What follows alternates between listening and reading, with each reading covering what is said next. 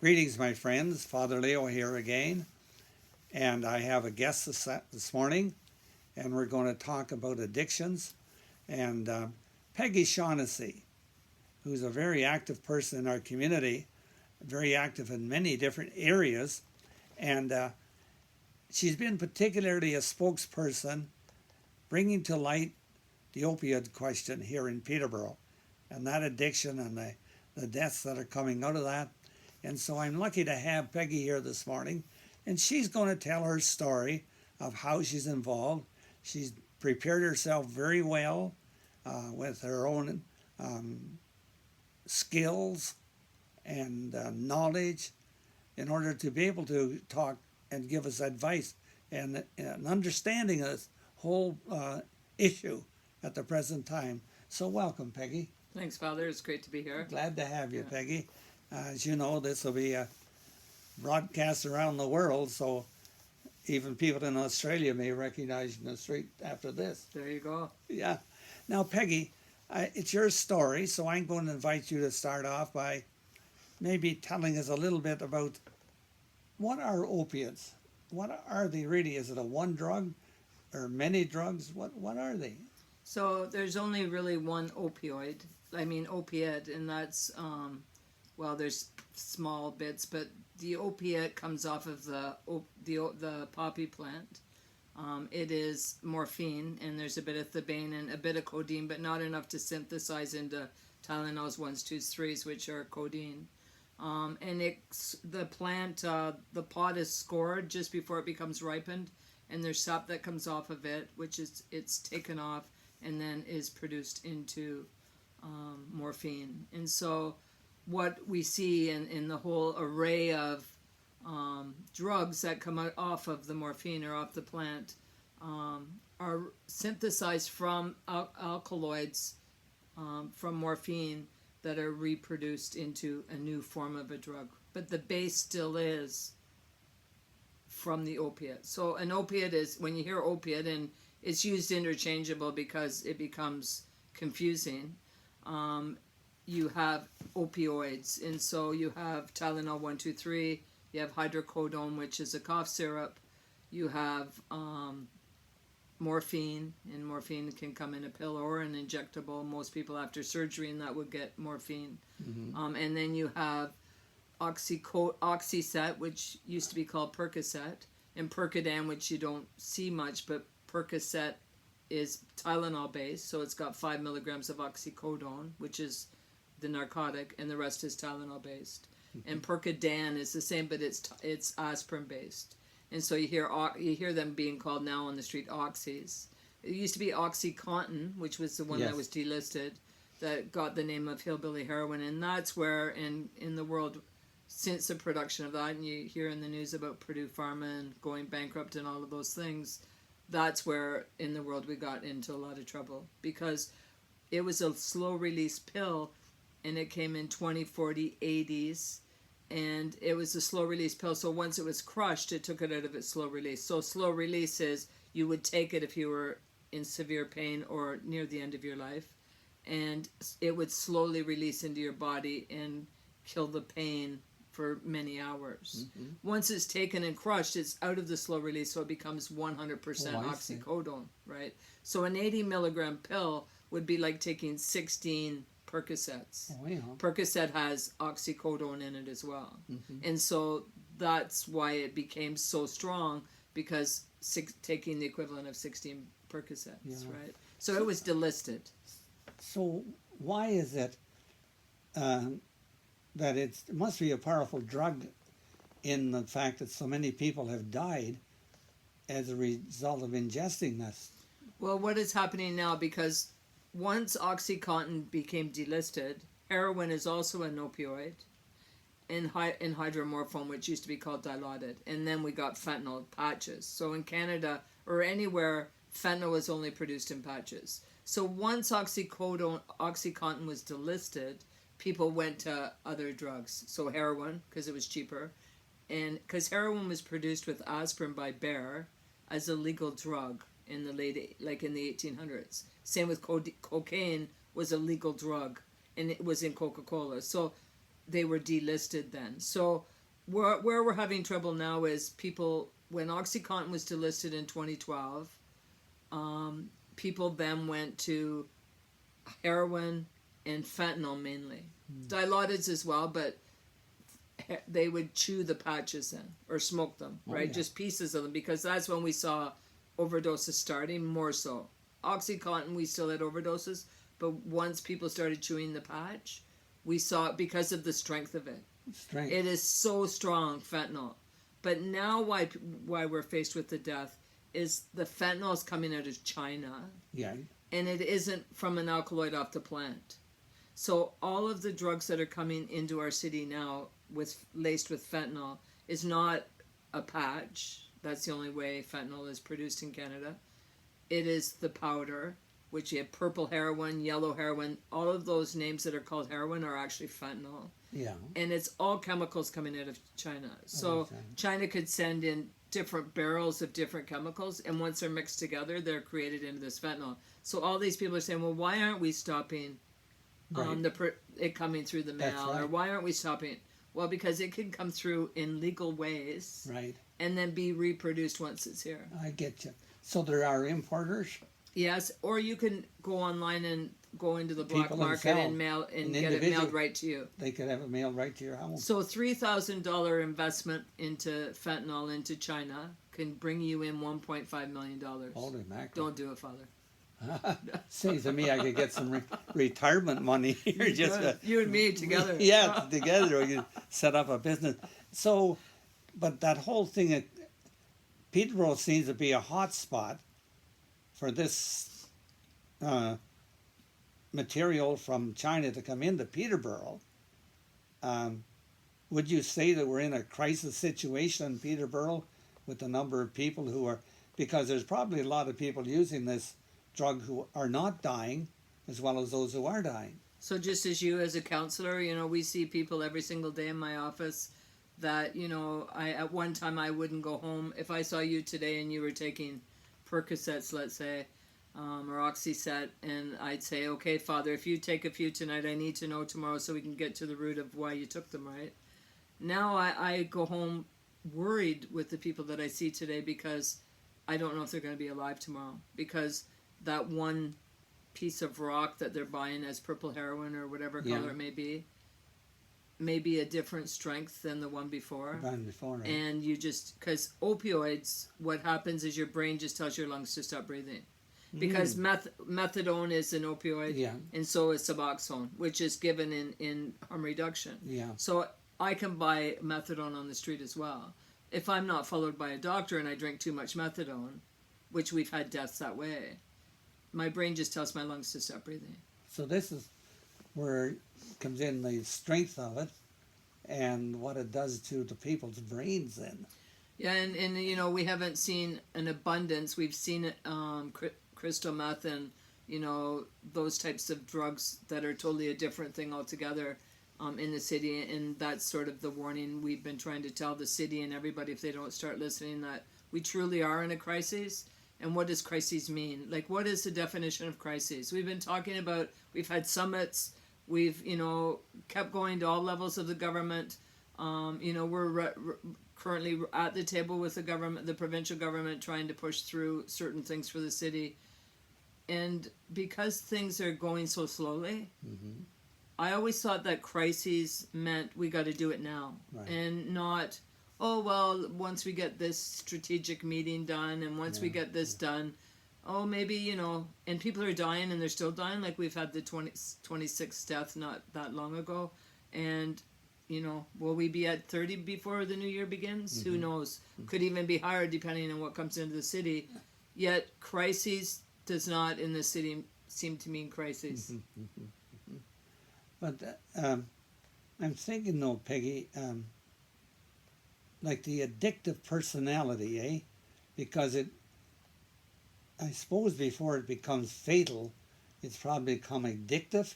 So is there an underlying addiction? They start taking those drugs and eventually overdose, or is it, what is it that's going on? Well, I think it's like we had a conversation before we did this, and I don't know if I would 100% agree about addictive personality. I think right now that we've hit every level of groups of people.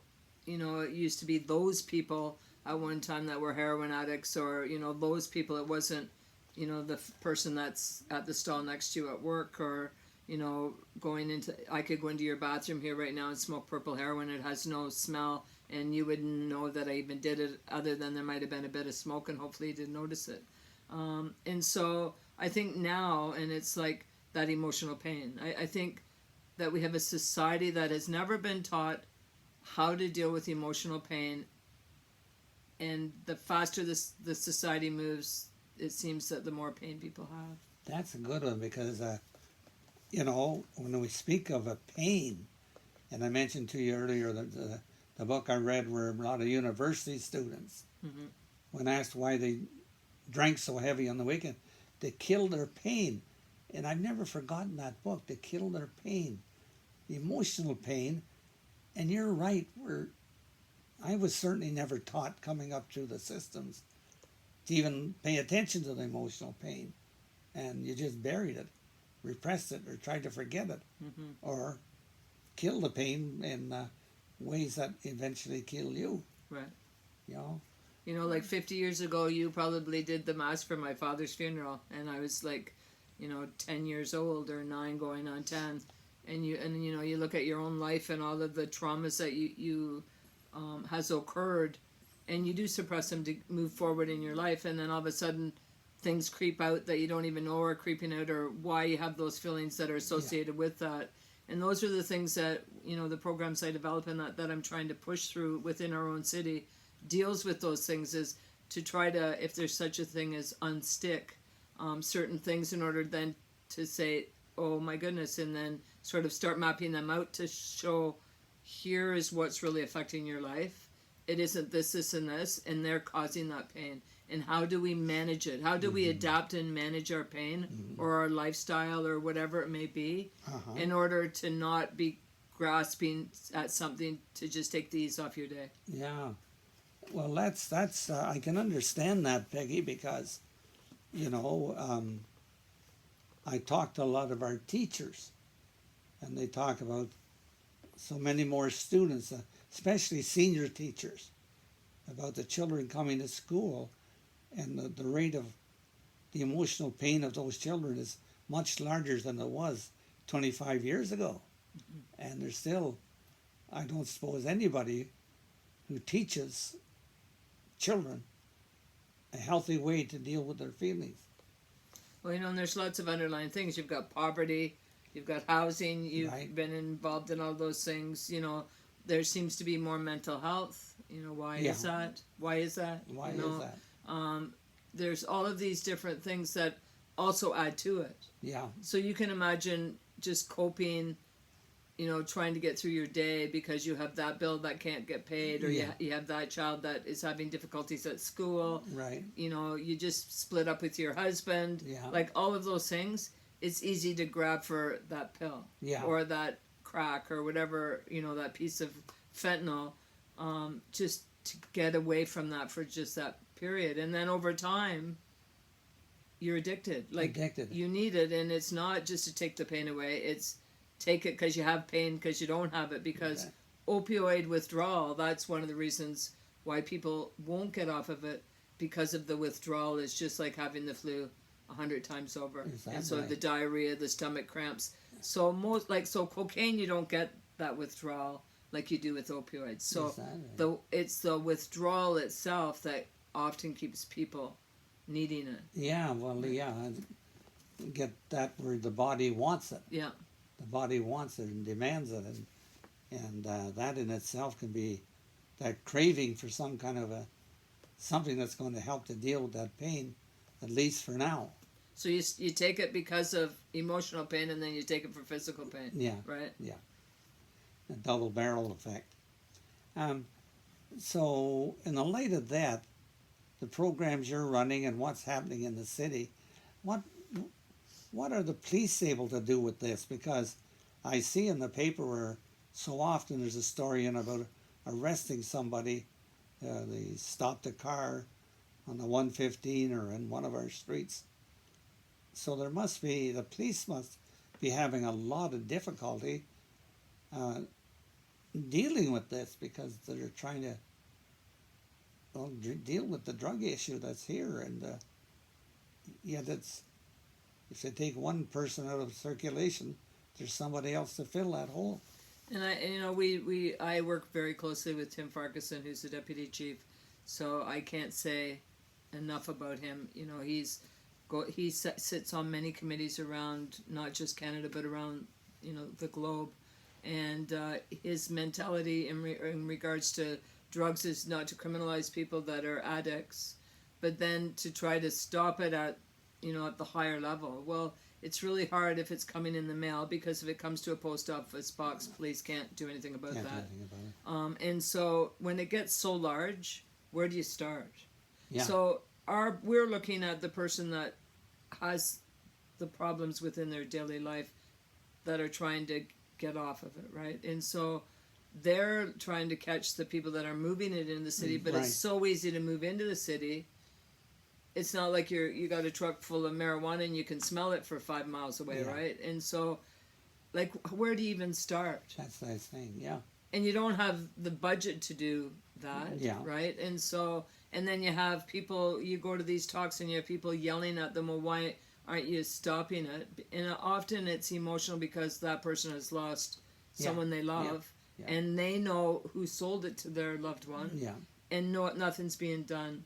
And so we have a courthouse full of things that judges now are faced with. You're right. And what are they supposed to do with Yeah. all of these people, right? And so it's just, it gets bigger and bigger. And more complex all the time. So complex. So complex. It yeah. seems from the outside, why don't you just clean up everything? Yeah.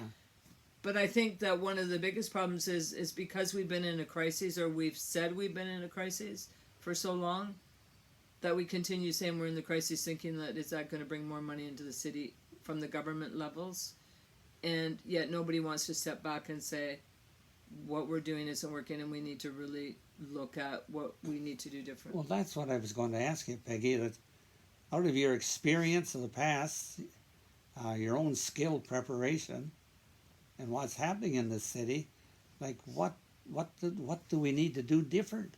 Because in a sense, it's probably what you're doing is helping a lot of people. At the same time, people are falling through the cracks.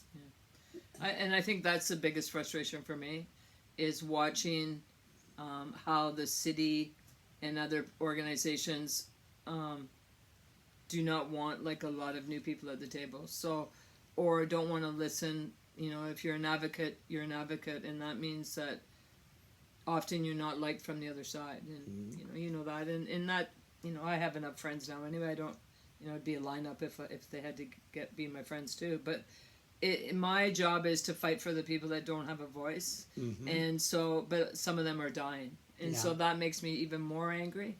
And so, I keep saying at these tables, or pushing myself onto summits, or because I now have the city behind me. I have a group of people now behind me that I've never had before. Right. So, for 16 years, I've been an advocate fighting for pretty much the same thing for that many years, other than we've never had this many deaths. And so it's the first time we've seen the support behind us. So that's a good thing. And not for me, but for the people that are having problems within the city. And so to me, that means their voice is being heard too. And it's one of the biggest problems I will always argue is when one brags about the 4 pillars like we spoke about, then let's use the 4 pillars, because by just 2 pillars, it doesn't take a rocket science to figure out if the 2 pillars are here, it's going to tilt this way. If the 2 pillars are here, it's going to tilt this way. Could you name the 4 pillars? Oh, so the 4 pillars, is safety, which we're seeing with the policing, harm reduction, which we're seeing with needle exchange, we're seeing with methadone. Maybe some people would argue methadone's a treatment. I would argue that it's a harm reduction. It's substituting one opioid for another. That we're also doing naloxone kits, that you can go to a pharmacy and get a naloxone kit, which you just push into the nose and it reverts people. So if you wanted a kit, you can go to a pharmacy. Yeah. So that to me is a form of harm reduction. Right. and so we have the yellow boxes around the city for collecting people IV using, for people depositing it there. But we're still seeing needles around the city other than that.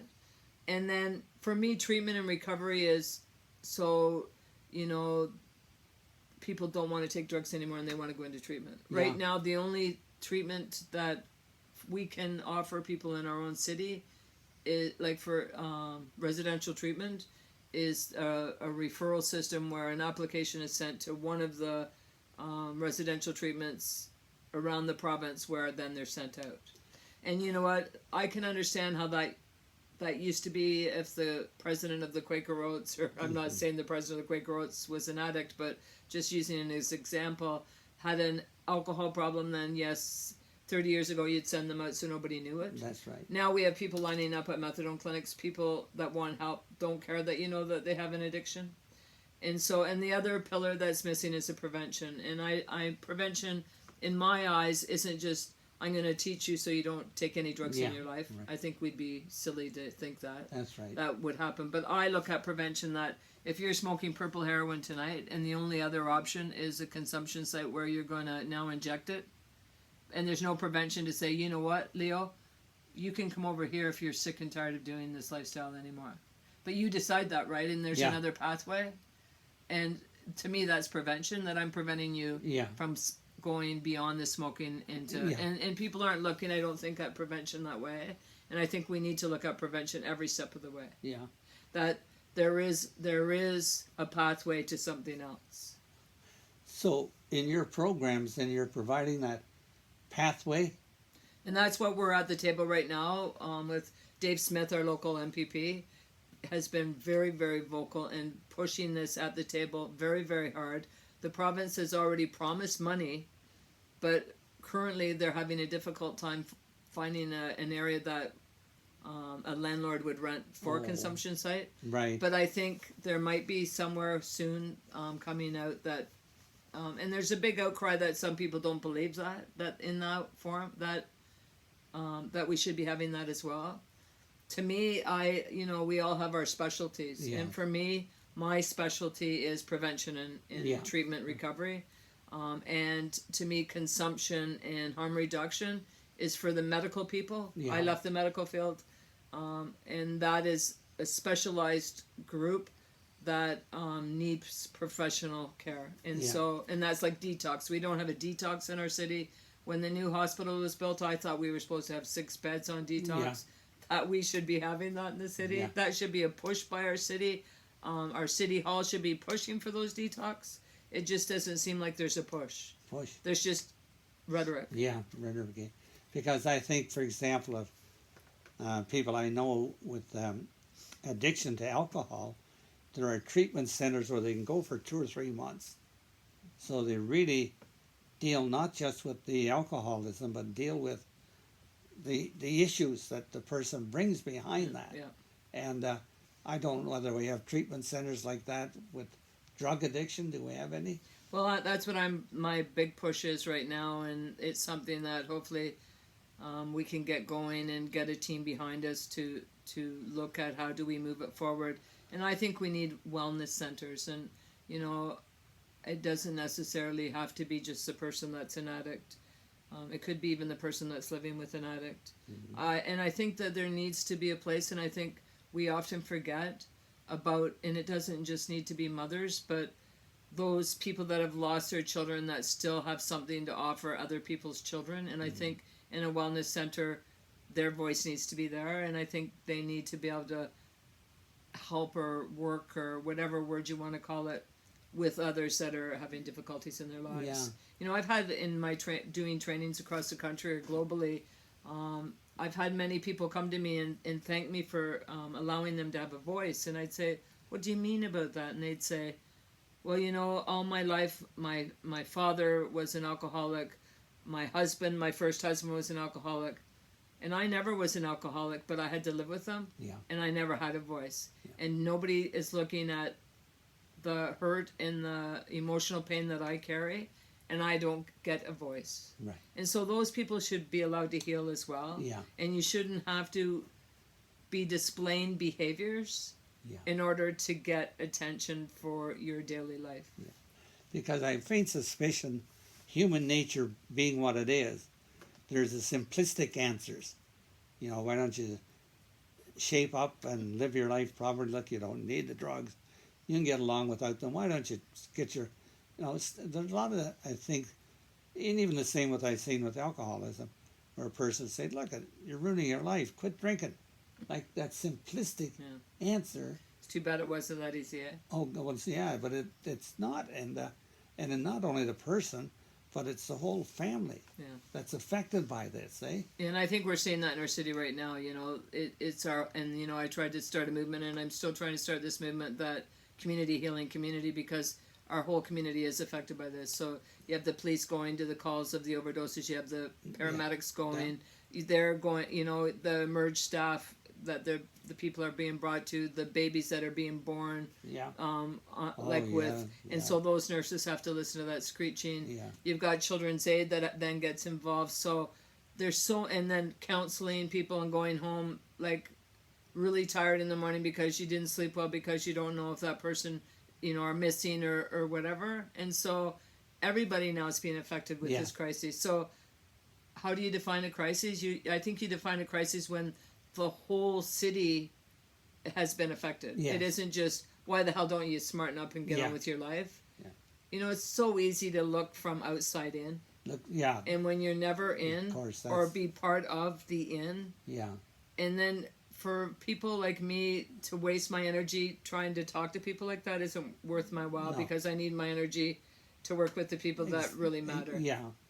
But I can certainly see the spin-off to family and friends, and eventually it's the whole city. We're a corporate being, and we say the actions of one person affects everybody, positively or negatively. So it's even for all of us to be on the inside and seeing what's really going on, and for those who are able to be a part of the resolution. Yeah, well, I have 8 grandchildren right now. 6 of them live locally, 2 live in Calgary. And, I look at that growing up, we had a pretty darn good city. And I want my grandchildren growing up to have a pretty darn good city. So I think that's why we need more people. And I don't think it's fighting. I think it's maybe convincing or being loud enough to say, enough is enough. We've got to do it different. And I think that, it gets tiring fighting. And I think that it's easy to walk away, but you can't walk away. But even that must leave you in a tough spot, Peggy. No, I think I'm getting stronger over it. Like I used to cry a lot, and it used to bother me. It used to be very, very emotional. But I think Costco's going to lose money now, because you can buy big boxes like that of Kleenex, and but I haven't had to buy a big box like that for a while. So I'm just hopefully finishing my PhD at the end of through this year. Hopefully I can get it written and get it done and get that doctor in front of my name, and maybe people look at me more seriously. Then I'm not sure. Well, it's pretty hard to argue with the thing on the paper. When you hang that paper in the wall, it has its own way of people listening maybe to you. There is that credibility. But I think, I really admire what you're doing, Peggy. As I say, I haven't had much to do with the drug situation in Peterborough. I only know it from the outside in, reading what I do in the Examiner. Now I am hoping to have Tim come on and talk to me about this. I know Tim. And he's an awesome guy. So I'm hoping that he will agree to, because I think it's get the knowledge out there and that there is help available. There is help available, and because with a lot of addictions, they take over your life, and you get to that point where nobody can help me. But we can be helped. We can be. So I want to congratulate you, Peggy, on the great work you're doing. You said you have people stand behind you as friends. I hope you see me as number one. But I'm one of those. I hope you can send some prayers up to the top guy, and you're closer, I think, than me. No, I'm joking. No, but I do. I really do respect what you're doing, and I just hope and pray that you'll continue on and not burn out doing this work. Yeah, I think it's surround yourself with good people and be able to speak about it, and everybody, instead of fighting with people, gather people that have a common interest. That's right. Yeah. Because then it's not just your voice anymore. That's right. It becomes louder, and I think that's why we wanted to start this sort of movement where community healing community, and we had T-shirts and that made that says I wanted to get high, not die. Oh yeah. And it's a city sort of being uprooted with pill bottles and everything all over in the city, sort of in the background. Yeah. And it's sort of to bring it to the forefront that there is, like me trying to put pictures up of those that we've lost in the whistle stop, and so that we can put a face Right. to addiction. We saw that with Tent City. Yeah. It put a face to homelessness. That's right. And people became uncomfortable with that. That's right. They sure did. And so how do we create those that are saying get a life? How do we get them to feel uncomfortable? Because they're the ones that need to feel uncomfortable in order to get it with the movement. Oh yeah, we need to have our life upset a bit. Yeah. And not become blaming or accusing, but be people who throw our hat in the ring and do what we can.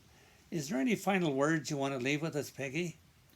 I just think, as Ellen DeGeneres would say, be kind to each other. And I think that if we saw more kindness and that type of thing in the world,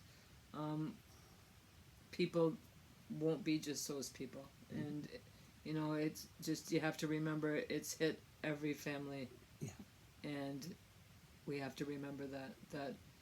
But I think there is a solution. And will we ever get rid of drugs forever? No.